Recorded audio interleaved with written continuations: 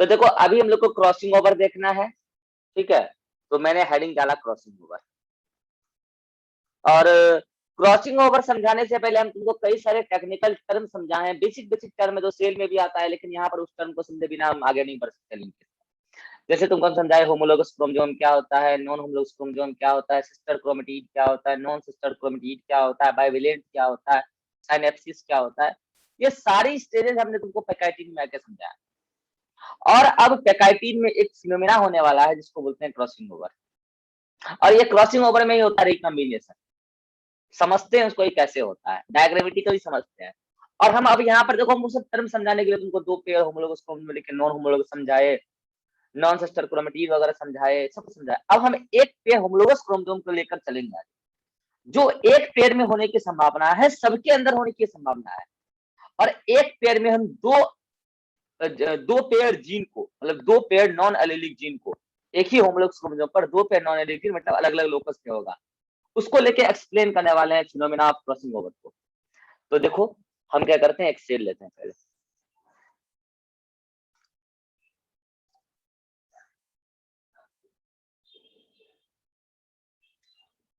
तो ये हमारा सेल है, और उस सेल में वही वाला क्रोमोसोम एक पेयर ले लेते हैं। और चूंकि ये यहाँ पर उन दोनों के बीच में क्या सिनेप्टिक ये इक्वेटर है, और यहाँ पर ऐसा नहीं कि वो बन गया हो, क्या कहते हैं इक्वेटोरियल प्लेट, वो सब में पैकाइटिन स्टेज का डायग्राम चल रहा है, क्रॉसिंग और पैकाइटिन स्टेज के दौरान होता है, ठीक है, अभी बताएंगे भी। तो ये क्या है, बीच में सानेप्टोनीमल कॉम्प्लेक्स है, सानेप्टोनीमल कॉम्प्लेक्स है, ठीक है। वो सानेप्टोनीमल कॉम्प्लेक्स क्या होता है नहीं होता है, सब बात हम लोग जल्द बताएंगे। वही एक चीज होता है जो दोनों पेयर, मतलब पेयर में जो दो होमोलोगस क्रोमोसोम होते हैं, मतलब होमोलोगस क्रोमोसोम में जो दो क्रोमोसोम होते हैं होमोलोगस पेयर में, उन दोनों को अट्रैक्ट करके रखने का काम करता है सानेप्टोनीमल कॉम्प्लेक्स में, तो भाग नहीं जाएंगे दोनों। तो ये रहा तुम्हारा होमोलोगस पेयर ऑफ क्रोमोसोम, दो क्रोमेटिड उसका, और ऐसे कैसे इधर भी होगा एक क्रोमोसोम जिसका दो क्रोमेटिड होगा। अब देखना यहाँ से कई सारे कंक्लूजन हम निकालने जाएंगे, और वो कंक्लूजन फिर लिखवाएंगे,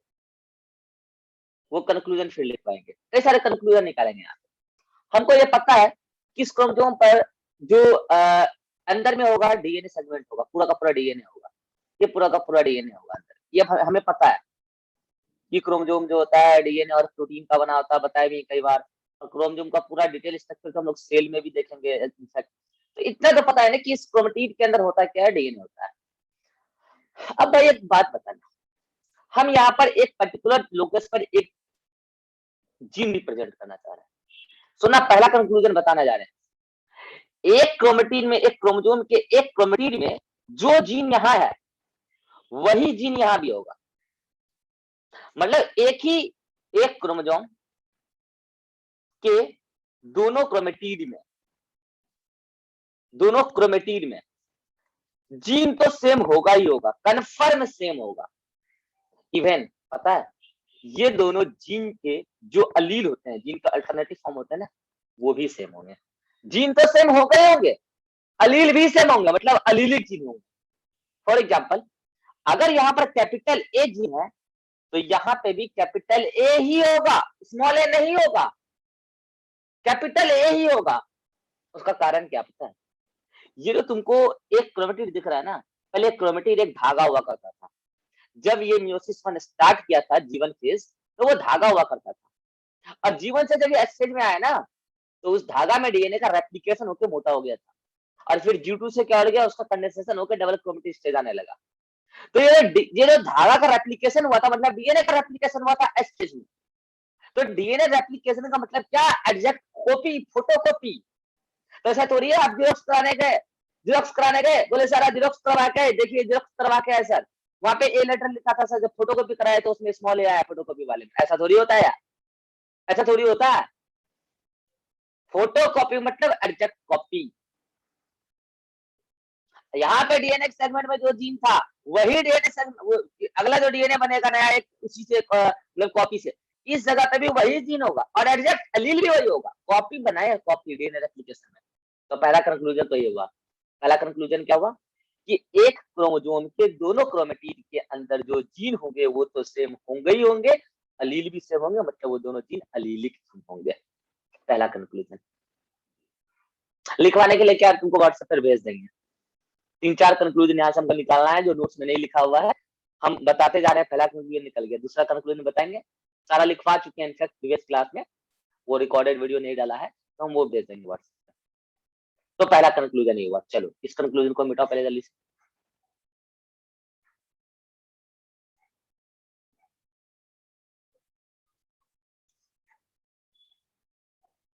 तो अगर यहाँ पर कोई एक ए जीन है, अब फॉर एग्जाम्पल कि उसके नीचे यहाँ पर कोई जीन है, तो अगर यहाँ बी जीन है तो यहाँ पर भी कन्फर्म बी जीन ही होगा। पहले कंक्लूजन का ये दोनों बात, मतलब जो जो जीन एग्जैक्टली इस क्रोमेटिन पर होगा ना, वही same gene, same allelic gene यहाँ पर होगा, सेम अलील होगा, सेम अलील।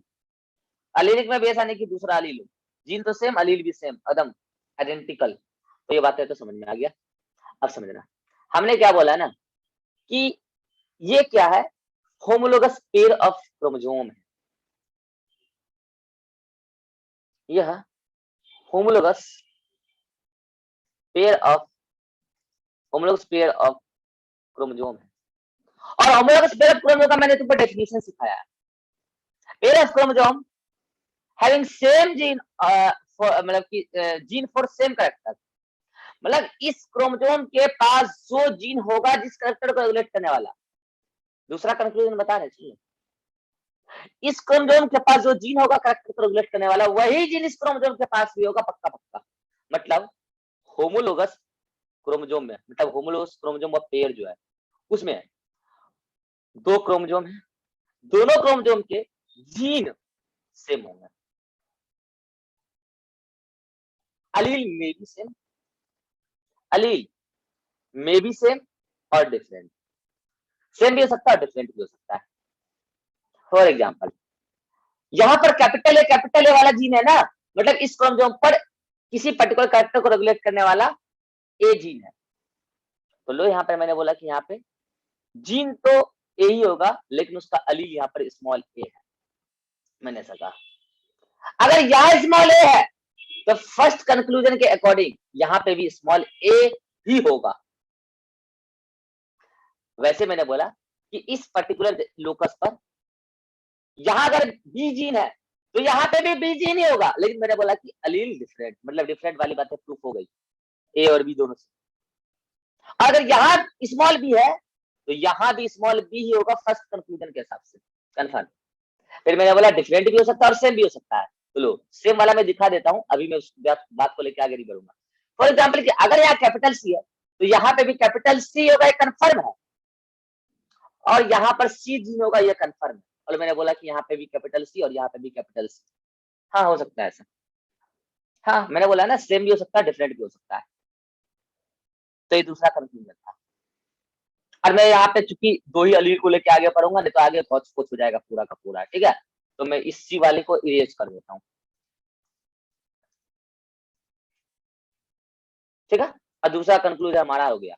दूसरा कंक्लूजन क्या हुआ समझ चुके हो तुम, कि होमोलोगस पेयर ऑफ क्रोमोसोम में जो दोनों क्रोमोसोम, मतलब कि 2 क्रोमोसोम होते हैं होमोलोगस पेयर में, उस दोनों क्रोमोसोम में जीन तो सेम होंगे, अलील सेम भी हो सकते हैं और डिफरेंट भी हो सकते हैं। ये बातें समझ में आ गई। तीसरा कंक्लूजन क्या है, तीसरा कंक्लूजन मतलब कि ऐसा कोई सच कंक्लूजन नहीं है कि मतलब कि अब आगे प्रोसेस समझाने जा रहे हैं। तीसरा कंक्लूजन का मतलब प्रोसेस, क्रॉसिंग ओवर क्या होता है। तो देखो ये सेलेक्ट एनिमल कॉम्प्लेक्स को ऊपर से पहले उड़ाओ, नहीं तो दिक्कत हो जाएगा, नीचे लिख देते हैं। ये सिनेप्टो एनिमल कॉम्प्लेक्स है। चलो अब हम तुमको क्रॉसिंग ओवर का फिनोमेना समझाने जा रहे हैं कि क्रॉसिंग ओवर क्या होता है। देखो ड्यूरिंग पैकाइटिन स्टेज एक एंजाइम आता है, उस एंजाइम का नाम है रिकॉम्बिनेज एंजाइम। एक्चुअली पता क्या है, रिकॉम्बिनेज एंजाइम के एंजाइम कॉम्प्लेक्स, रिकॉम्बिनेज कॉम्प्लेक्स। इसमें कई प्रकार के एंजाइम होते हैं। एक को इसमें एक एंजाइम होता है, इसको बोलते हैं हम लोग क्या, न्यूक्लिएज। ए मतलब एंजाइम, न्यूक्लिक एसिड को कट लगाने वाला एंजाइम, मतलब ये क्या करेगा, न्यूक्लिक एसिड मतलब डीएनए को कट लगाएगा। एक होता है लाइगेज, ये भी एंजाइम है। ये क्या करता है, लाइगेस मतलब लाइगेशन करने वाला मतलब जोड़ने वाला। तो ये क्या करता है, कट डीएनए, और ये क्या करता है, ज्वाइन द डीएनए। तो डीएनए को ज्वाइन करता है लाइगेज, और ये क्या करता है, डीएनए को कट करता है न्यूक्लियस। और ये दोनों इस कॉम्प्लेक्स एंजाइम के बैग में, पॉकेट होता है इस प्रकार का एंजाइम का, ये पॉकेट, उस पॉकेट में ये न्यूक्लियस भी होगा और उस पॉकेट में लाइगेज भी होगा। इनफैक्ट और भी बहुत सारे एंजाइम होते हैं, तुमको दो बता रहे हैं काम का। पैकाइटिन स्टेज में, ये डायग्राम में तुम्हें पैकाइटिन स्टेज का बता रहा हूँ। पैकाइटिन स्टेज कब आता है, प्रोफेज 1 ऑफ मियोसिस 1।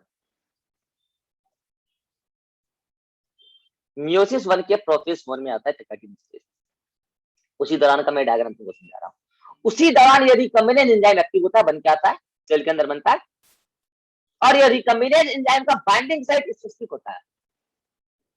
जिस क्रोमोसोम के मान लो क्रोमोसोम है, इस लोकस पर अगर एक रिकम्बिनेज एंजाइम बाइंड किया तो ये यही बाइंड कर सकता है, फिर वो दूसरे लोकस पे बाइंड नहीं कर सकता, वो यही बाइंड कर सकता है। हाँ, उसका जो होमोलोगस पेयर होगा उस लोकस पर भी बाइंड कर सकता है, क्योंकि दोनों सेम जीन रखता है ना, सेम डीएनए सेगमेंट है ना दोनों के अंदर। तो वो इसी लोकस, अब दूसरा रिकम्बिनेज एंजाइम का पैकेट यहाँ बाइंड कर सकता है, तो फिर ये यहाँ बाइंड नहीं कर सकता, और ये यहाँ बाइंड कर सकता है तो यहाँ पे भी बाइंड कर सकता है। ये रिकम्बिनेज एंजाइम का एक्शन है, मतलब बाइंडिंग साइट है। अब एक्शन बताते हैं इसका। तो कोई पर्टिकुलर एक रिकम्बिनेज एंजाइम है जो ए साइट पर बाइंड कर सकता है। अब पता है वो फिर बाइंड कहां करेगा, ये होमोलोगस पेयर ऑफ क्रोमोसोम है, देखना। इसके वो दोनों क्रोमेटिड जो पास पास हैं वो ये हैं, ये और ये, क्योंकि ये दूर दूर है। इनफैक्ट ये और ये भी दूर दूर है, इनफैक्ट ये और ये भी दूर दूर है, तो पास पास तो सिर्फ यही दोनों है। तो जब पास पास वाले क्रोमेटिड है ना, वहां आके रिकम्बिनेज एंजाइम बाइंड कर जाता है। ये लोग बाइंड कर गया, यहाँ पे पूरा पॉकेट उसका बाइंड कर गया रिकम्बिनेज एंजाइम का। रिकम्बिनेज एंजाइम का पूरा पॉकेट आके इस डीएनए सेगमेंट पर पूरी क्रोमोसोम पर आकर बाइंड कर गया। और अब रिकम्बिनेज एंजाइम क्या करेगा पता है, उसमें पहले न्यूक्लियस एक्टिव होगा। न्यूक्लियस क्या करेगा, इस स्मॉल एज जीन को, वो पूरा क्या न्यूक्लियोटाइड सीक्वेंस है, स्मॉल एज जीन को यहां से काट के निकाल लेगा, काट के निकाल देगा। कौन, न्यूक्लियस, मतलब काट देगा, निकाल नहीं लेगा, मतलब वहीं पे कटा रहेगा, ठीक है। और उसके बाद इधर वाला न्यूक्लियस क्या करेगा, इस कैपिटल ए को काट देगा। और फिर पता है लाइगेज क्या करेगा, लाइगेज आकर इस स्मॉल ए को इधर जोड़ देगा और इस कैपिटल ए को इधर जोड़ देगा। ये जो क्रिस क्रॉस दिख रहा है ना, यही क्रॉसिंग ओवर है, यही क्रॉसिंग ओवर है। तो क्रॉसिंग ओवर का डेफिनेशन क्या होगा, अरे भुकलोल सुन रहे हो ना, भोकू कहा गया बेटा, भोकू। हाँ सर, सुन रहा हूँ। तो अब देखो क्रॉसिंग ओवर का डेफिनेशन जो बोर्ड में कई बार पूछा जाता है, क्या क्या बोलोगे, the exchange of allelic gene, ये दोनों आपस में अलिलिक जीन है ना, the exchange of allelic gene between, इसके बीच में, बिटवीन नॉन सिस्टर क्रोमेटिड, ये दोनों आपस में नॉन सिस्टर क्रोमेटिड है, between non sister chromatid of a pair of homologous chromosome, a pair of homologous chromosome is called as crossing over, is called as crossing over। तो ये crossing over का definition है। It occurs during the pachytene stage of prophase 1 of meiosis 1, meiosis 1 के prophase 1 के दौरान होता है। और इसकी वजह से क्या होता है, आओ देखते हैं अगले स्लाइड पर। समझ में आया क्रॉसिंग ओवर क्या भाई, सब बहुत जबरदस्त चीज है, और इसकी वजह से बहुत जबरदस्त चीज होता भी है। क्रॉसिंग ओवर क्या आता है तो समझ में आ गया होगा। Yes sir. चलो अब हम देखते हैं क्रॉसिंग ओवर को 3 स्टेप में डायग्राम में समझते हैं, ताकि और बेटर अंडरस्टैंडिंग डेवलप हो सके हमारा। देखो ये बताएंगे प्रिपरेशन ऑफ क्रॉसिंग ओवर, ठीक है। और यहाँ पे बताएंगे तुमको हम प्रोसेस ऑफ क्रॉसिंग ओवर में ड्यूरिंग क्रॉसिंग ओवर, और ये बताएंगे तुमको कंप्लीशन ऑफ क्रॉसिंग ओवर कि क्रॉसिंग ओवर हो गया, ठीक है।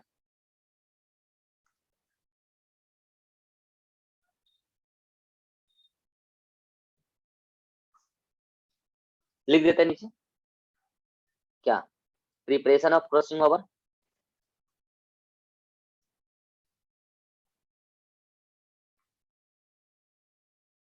यहाँ क्या लिखोगे, ड्यूरिंग क्रॉसिंग ओवर।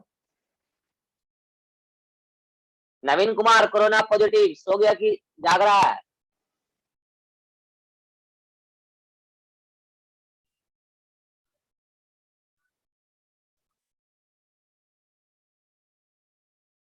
नवीन कुमार,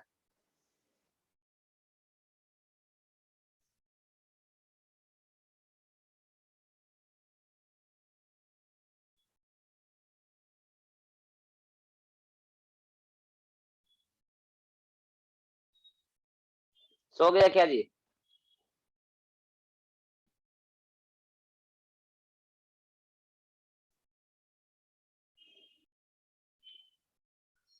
हाँ, तो मैंने 3 डायग्राम बना दिया।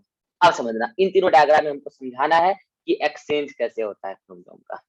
ये लो, सिनेप्टोनिमल कॉम्प्लेक्स। सिनेप्टोनिमल कॉम्प्लेक्स पूरे प्रोसेस के दौरान तक रहेगा, ठीक है? पूरे प्रोसेस के दौरान रहेगा, नहीं रहेगा तो फिर वो भाग जाएगा दोनों होमोलॉगस पेयर। अब समझना गौर से हम क्या करने जा रहे हैं। देखो, ये क्रोमोसोम था, उसका सेंट्रोमियर। पास पास वाले क्रोमेटिड आपस में एलीलिक जिनका एक्सचेंज करेंगे, नॉन सिस्टर क्रोमेटिड। तो दूर दूर वाले तो साइड में ऐसे पड़े रहेंगे, एक क्रोमेटिड, इस वाले का ये क्रोमेटिड साइड में पड़ा रहेगा। दूर दूर वाले क्रोमेटिड तो आपस में कुछ नहीं कर पाएंगे, पड़े रहेंगे। तो जैसे था वैसे। हमने इसमें जो लिया है इस स्लाइड में, ऊपर वाला क्रोमेटिड में ऊपर वाले सेगमेंट में एक्सचेंज दिखाया है, तो नीचे वाले भी सेगमेंट यूं के यूं पड़े रहेंगे। नीचे वाले सेगमेंट भी यूं के यूं पड़े रहेंगे, जैसे थे वैसे रहेंगे। नीचे वाले सेगमेंट भी यूं के यूं पड़े रहेंगे। जो हो रहा है ऊपर वाले में हो रहा है। ऊपर वाला क्रोमेटिड सिनेप्टोनिमल कॉम्प्लेक्स बनने के बाद जब रिकॉम्बिनेंट एंजाइम को एक्शन करना होगा, तो ऐसा नहीं होता। ये मैंने तुमको समझाया लेकर बनाया है कि एक क्या रिकॉम्बिनेंट एंजाइम बाइंड क्या, एक्चुअल में होता क्या है वो अब तुमको हम समझाने जा रहे हैं। पहले क्रॉसिंग ओवर का डेफिनेशन ऐसे समझा देते, एक्चुअल में होता क्या है। देखो, ये वाला अपना क्रोमेटिड इधर की तरफ एक्सटेंड करता है कुछ ऐसे, और ये वाला अपना क्रोमेटिड इधर की तरफ एक्सटेंड करता है कुछ ऐसे। और यही वो लोकस है जहां पर दोनों मिलके एक जगह गांठ बना लिए, जहां पर इसका कैपिटल ए और जहां इसका स्मॉल ए हुआ करता है। कैपिटल ए स्मॉल ए, इस वाले का स्मॉल ए, क्योंकि इसका यहाँ पे स्मॉल ए था, यहाँ पे कैपिटल ए था। अगर हम बी की बात कर ले तो इसका जैसे यहाँ पे कैपिटल बी था, तो यहाँ, और इसका बी वाला उस गांठ में पचरे में नहीं फंसा, और इसका स्मॉल बी वाला उस गांठ के पचरे में नहीं फंसा। इसका भी स्मॉल बी उस गांठ के पचरे में, ये तो फंसता भी नहीं क्योंकि तो वैसे ही साइड है, और ये नहीं फंसा उस पचरे में। तो उस पचरे में कौन कौन फंसा, कैपिटल ए स्मॉल ए, और उस पचरे में उसको कौन फंसाया, रिकॉम्बिनेंट एंजाइम। तो ये क्या है, रिकॉम्बिनेज एंजाइम कॉम्प्लेक्स है। तुम लोग भी डायग्राम ऐसे ही बनाओगे फिर, एंजाइम कॉम्प्लेक्स, ठीक। और ये जो पूरा तुमको गांठ दिख रहा है, दिस वन, ये जो पूरा गांठ दिख रहा है, इसको बोलते हैं रिकॉम्बिनेशन नोड्यूल, जहां गांठ बन गया। रिकॉम्बिनेशन नोड्यूल, रिकॉम्बिनेशन नोड्यूल कहते हैं इसको, ठीक है। लगाओ कॉन्सेप्ट, रिकॉम्बिनेज एंजाइम का कौन क्या करेगा, बताओ जी भोकू। लाइगेज पहले कौन एक्टिव होगा, न्यूक्लियस, वो क्या करेगा, स्मॉल ए को कटेगा काट देगा। और कैपिटल ए को भी काट देगा, और उसके बाद लाइगेज क्या करेगा, at the same time exchange करा के जोड़ेगा। इसलिए इस डायग्राम में अलग से पहले बता दिया, ऐसा नहीं कि जहां से काटा वहीं जोड़ देगा, तो फिर कुछ नहीं होगा। जोड़ सकता है, फिर कुछ नहीं होगा, ये इधर आ जाएगा और ये इधर आ जाएगा, अलीली जिनका एक्सचेंज हो जाएगा, ठीक है। तो इस दौरान क्या हुआ, रिकॉम्बिनेज एंजाइम कॉम्प्लेक्स बन चुका है ड्यूरिंग क्रॉसिंग ओवर। अब हम क्या दिखाएंगे, पहले तो वो क्रोमेटिड दिखा देते हैं कि इसने अपना क्रोमेटिड को इधर ले आया है, और इसने अपने क्रोमेटिड को इधर ले आया है भैया। और इस दौरान इसका कैपिटल ए, इसका स्मॉल ए आपस में हो रहे हैं एक्सचेंज। यही है क्रॉसिंग ओवर, यही है क्रॉसिंग ओवर। लीजिए भैया, बाकी सब अपने अपने गंतव्य स्थान पर पधार के बैठे हुए हैं। ये दोनों जहां से वहीं हैं। बी वाला तो कभी इन्वॉल्व ही नहीं हुआ। कैपिटल बी उस पचड़े से बाहर है, उसमें नहीं हुआ। हमारे एग्जाम्पल में नहीं हुआ उसमें क्रॉसिंग ओवर। और अभी ये ड्यूरिंग क्रॉसिंग ओवर का डायग्राम है, और यही है क्रॉसिंग ओवर। एक्सचेंज जो होता दिख रहा है, एक्सचेंज होता दिख रहा है। उसके बाद क्या हो जाएगा? एक्सचेंज के बाद देखते हैं क्या हो जाएगा, देख लो डायग्राम। एक्सचेंज के बाद नतीजा आपके सामने है, नतीजा आपके सामने है। पहले इधर हुआ करता था कैपिटल ए, इधर स्मॉल ए। अब इधर स्मॉल ए आ चुका है और इधर कैपिटल ए आ चुका है। और वो रिकॉम्बिनेशन नोड्यूल अभी खत्म नहीं हुआ। ये सब काम उस गांठ के अंदर ही हुआ, रिकॉम्बिनेशन नोड्यूल के अंदर। अभी भी रिकॉम्बिनेशन नोड्यूल बना हुआ है, ठीक है। और वो ये वाला जो अलग अलग क्रोमेटिड थे दूर दूर, वो तो अपना सेपरेट है ही, उन्होंने भाग नहीं लिया। नजदीक नजदीक वाले भाग लिए, और बी जी तो भाग ही नहीं लिया। कैपिटल बी तो उस पचड़े से बाहर है, उसमें पढ़ा ही नहीं क्रॉसिंग ओवर में। ये हो गया। रिकॉम्बिनेशन नोड्यूल अभी तक है, देखो हमने लिख दिया था कि ये रिकॉम्बिनेशन नोड्यूल है, वो अभी तक है। अभी तक तब तो दोनों पास पास में जुड़े हुए हैं। ये जो तुमको यहाँ पर दिख रहा है एक्स शेप्ड स्ट्रक्चर, ये यूं this X shaped structure is known as chiasmata, known as chiasmata। Cell में भी बताया। ये इस बात का गवाह है कि क्रॉसिंग ओवर हुआ है, इन दोनों के बीच में एक्सचेंज हुआ है, ये इस बात का गवाह है। हो गया। आफ्टर कंप्लीशन रिजल्ट क्या हुआ ये अब देखना। अब क्या होगा अगले स्टेज में जब जाएगा, ये पूरा का पूरा जो मैंने तुमको अभी दिखाया, ये पूरा का पूरा डायग्राम जो है पेकाइटिन स्टेज का है। कहां से यहां तक ये पूरा पेकाइटिन स्टेज ही है, ये पूरा पेकाइटिन स्टेज है। पेकाइटिन प्रोफेस 1 ऑफ मियोसिस 1, ये पूरा पेकाइटिन है। ओके, अब समझना क्या हुआ। नेक्स्ट स्लाइड पे लेते हैं। पेकाइटिन खत्म, आएगा क्या? डिप्लोटीन। डिप्लोटीन आया, फिर क्या आएगा? डायाकाइनेसिस। उसके बाद प्रोफेस 1 खत्म हो जाएगा, उसके बाद क्या आएगा? मेटाफेस 1। डायाकाइनेसिस जब खत्म होगा तब जाके chiasmata टूट जाएगा।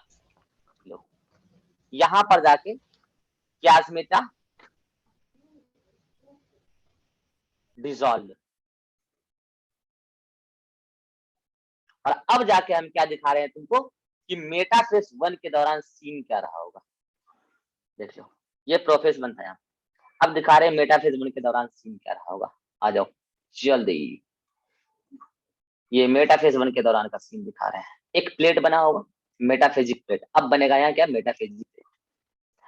तो ये देखो, ये तुम्हारा मेटाफेजिक प्लेट रहा, और तुम्हारे वो दोनों क्रोमोजोम यहाँ पे अब सेपरेट हो चुके हैं। मैंने बोला ना chiasmata टूटा, दोनों अलग अलग हो चुके हैं। पेयर ऑफ होमोलॉगस क्रोमोसोम के जो दोनों पास पास आए थे, अब इनफैक्ट वो दूर दूर जा चुके हैं, लेकिन सामने सामने, लेकिन अब एक्सचेंज नहीं कर रहे हैं वहां पे। ठीक है, नतीजा क्या हुआ है?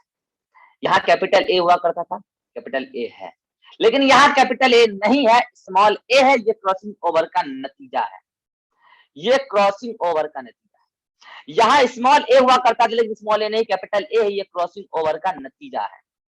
यहाँ स्मॉल ए था, स्मॉल ए क्योंकि दूर दूर वाले क्रोमेटिड क्रॉसिंग ओवर में भाग नहीं ले पाते हैं चाहते भी। यहाँ कैपिटल बी, यहाँ कैपिटल बी थे तो है, यहाँ स्मॉल बी थे तो हैं, स्मॉल बी थे तो हैं, वो क्रॉसिंग ओवर वो दिन भाग लिया है।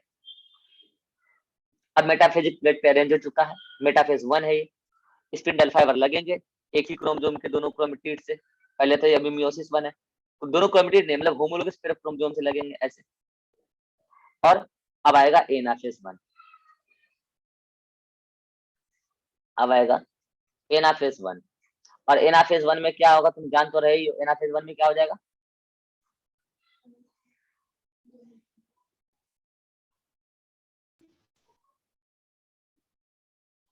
एनाफेज 1 के बाद आएगा टीलोफेज 1, और टीलोफेज 1 के बाद साइटोकाइनेसिस। रुक जाओ, ये एनाफेज 1, टीलोफेज 1, साइटोकाइनेसिस 1, और फिर साइटोकाइनेसिस के बाद 2 सेल जो किसकी है, मियोसिस 1 की।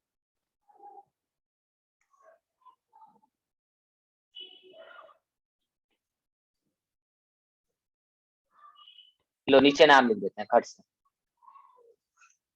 एनाफेज 1, टीलोफेज 1, साइटोकाइनेसिस 1, और फिर 2 सेल बन गया। भैया जितना डिटेल में हम बता रहे हैं कोई नहीं बताएगा, और तुमको डायग्राम बनाना है, हम कुछ सोच समझ के ही बना रहे होंगे ताकि तुम्हारा कॉन्सेप्ट क्लियर हो। हाँ तो अभी अब वो लग चुका होगा, रस्सा वगैरह लग चुका होगा, और वो एक मतलब जोड़ा में से एक क्रोमोसोम इधर की तरफ खिंचाया जाके भाग रहा होगा, पोल की तरफ दिखा देते हैं, और एक इधर की तरफ खिंचाया भाग जा रहा होगा इक्वेटर से दूर। कौन खींच रहा होगा उसको, वो रस्सा लगा था स्पिंडल फाइबर, एक इस पोल की तरफ खिंचाया, एक इस पोल की तरफ खिंचाया। यहाँ पे मैंने इक्वेटर किसको माना है, this one is equator, equatorial plane, मतलब ये प्लेन ऑफ डिवीजन है, इस प्लेन के अलोंग डिवाइड किया है, प्लेन ऑफ डिवीजन, ठीक है। और ये जो तुमको मूवमेंट दिख रहा है, ये जो मूवमेंट दिख रहा है, यही मूवमेंट क्या है, separation of homologous pair of chromosome, क्या वही नॉन डिसजंक्शन बात वही है, लो लिख देते हैं नॉन डिसजंक्शन, नॉन डिसजंक्शन या separation of homologous लोगस pair of chromosome, ठीक है। सेग्रीगेट हो गए, टीलोफेज 1 में दोनों का अपना अपना न्यूक्लियस बन चुका होगा, न्यूक्लियर मेम्ब्रेन बनता हुआ दिखा देते हैं, एक इधर, इस कलर से मत दिखाओ नहीं तो कंफ्यूजन हो जाएगा, दोनों का अपना अपना न्यूक्लियर मेम्ब्रेन बनता हुआ दिखना चाहिए तुमको। लो एक इधर, एक इधर, साइटोकाइनेसिस में तो वेल डेवलप्ड दिख जाएंगे दोनों के न्यूक्लियस, ठीक है। और एक सेकेंड रुक जाओ,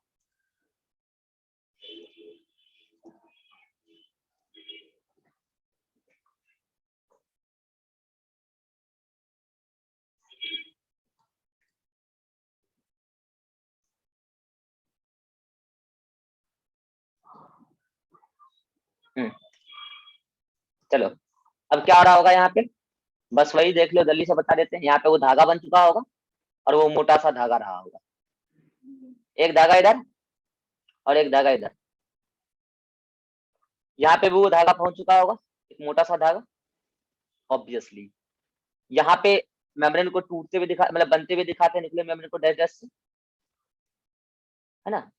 और यहाँ पे हम लोग सेल को टूटते हुए दिखा देते हैं साइटोकाइनेसिस में। उसके बाद न्यूक्लियर मेम्ब्रेन वेल डेवलप बन चुका होगा, और पूरा जा चुका होगा किसमें, एक इस डॉटर सेल में और एक इस डॉटर सेल में, और दोनों के अंदर मोटा मोटा एक एक धागा पहुंच चुका होगा। चलिए आइए जल्दी सलील का खेल खेलना है। ये जो एनाफेज 2 में आया है, इधर वाला एक क्रोमोसोम गया, इधर वाला एक क्रोमोसोम गया, इधर वाला एक, इधर वाला एक, capital A capital B, small A capital B. चलिए इसमें यहाँ पर कैपिटल ए होगा, लेकिन यहाँ पे स्मॉल ए होगा, इसमें यहाँ पे स्मॉल ए होगा, और यहाँ पे कैपिटल ए होगा। अच्छा अच्छा सॉरी सॉरी, यहाँ कैपिटल ए और यहाँ स्मॉल ए, ये धागा यहाँ पहुंचा है, तो कैपिटल ए इधर चला गया और स्मॉल ए इधर आ गया, ये धागा यहाँ आया, कैपिटल ए यहाँ और स्मॉल ए यहाँ। हाँ वही तो बात है, किधर वाले में, अरे ये और ये पास है ना, देख लो ना, ये और ये पास है ना, कैपिटल ए, अब तो वो रैंडम अरेंजमेंट हो जाएगा ना उसमें, capital A small A capital A small A, capital A small A, capital A small A, ये सब नतीजा हुआ है क्रॉसिंग ओवर की वजह से। कैपिटल बी जो जहां था, स्मॉल बी जो जहां था, वो वही है और वही रहेगा। स्मॉल बी इधर, तो इस वाले पे आएगा कैपिटल बी वाला, मोटा धागा है ना, 2 अलील पहुंचा है, 2 डीएनए इसमें। स्मॉल बी वाला इधर आ गया, कैपिटल बी वाला यहाँ आ गया, स्मॉल बी वाला यहाँ आ गया, यहाँ एक इधर गया तो कैपिटल बी मान लो इधर गया, स्मॉल बी इधर आया। These are the daughter cell of meiosis 1 and parental cell of meiosis 2। सास भी कभी बहू थी। daughter cell of meiosis 1 and parental cell of meiosis 2, बहू भी कभी सास बनेगी। ठीक है, नतीजा क्या हुआ, देखिए जल्दी से।